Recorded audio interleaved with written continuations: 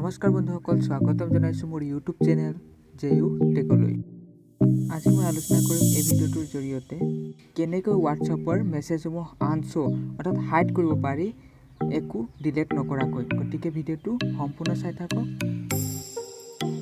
ভিডিঅ'টো আৰম্ভ কৰাৰ আগতে আপোনাক এটা ৰিকুৱেষ্ট কৰিছোঁ, মোৰ চেনেলটো ছাবস্ক্ৰাইব কৰি দিবলৈ নাপাহৰিব আৰু পাৰিলে লাইক এটা কৰি দিব।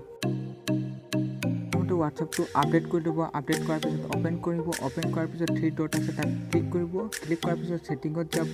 ছেটিঙত যোৱাৰ পিছত চেটত ক্লিক কৰিব। চেটত ক্লিক কৰাৰ পিছত হিষ্ট্ৰীত যাব।